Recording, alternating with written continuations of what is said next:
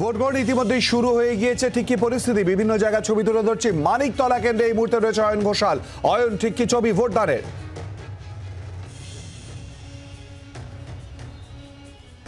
দেখো, ভোটদাতাদের উৎসাহ আছে এবং যে পরিসংখ্যান সত্যি সত্যি খুব তাৎপর্যপূর্ণ সেটা হচ্ছে এই মানিকতলা বিধানসভা কেন্দ্রে বিগত লোকসভার যে নির্বাচন, সেখানে উত্তর কলকাতার অন্তর্গত মানিকতলা, সেখানে তৃণমূলের জয়ের ব্যবধান বা লিডের ব্যবধান ছিল মাত্র ৩,০০০। অথচ সাধন পাণ্ডে জীবিত থাকাকালীন যখন এখানে শেষবার বিধানসভা নির্বাচন হয়েছিল তখন তৃণমূলের জয়ের ব্যবধান ছিল ২০,৮০০ কিছু বেশি।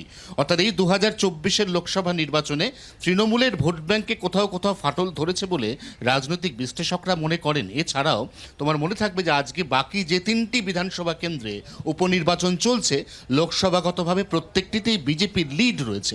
এই অবস্থায় 4টি বিধানসভা কেন্দ্রের লড়াই নিঃসন্দেহে এই মুহূর্তে দর্শকদের আলোচনা এবং আকর্ষণের অন্যতম কেন্দ্রবিন্দু, এবং তারই মধ্যে অন্যতম হচ্ছে এই মুহূর্তে মানিকতলা বিধানসভা কেন্দ্র, যেখানকার 269, 276 এবং 277 এই বুথের সামনে দাঁড়িয়ে রয়েছে সুভাষ বিদ্যাপীঠ।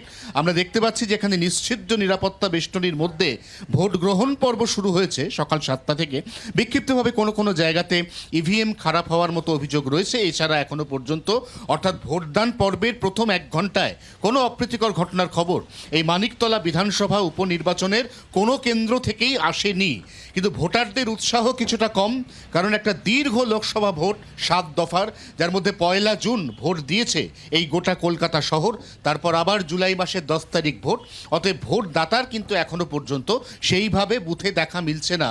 অন্তত প্রথম 1 ঘন্টায় অন্তত আমি যে কটি বুথ ঘুরেছি এই মুহূর্তে মানিকতলা বিধানসভা উপনির্বাচনের অন্তত 5টি বুথ, সেখানে ভোটদাতা খুব একটা চোখে পড়েনি। শিলাদিত্য। ধন্যবাদ অয়ন। বাংলার আওয়াজ, বাঙালির আবেগ, জি 24 ঘন্টা।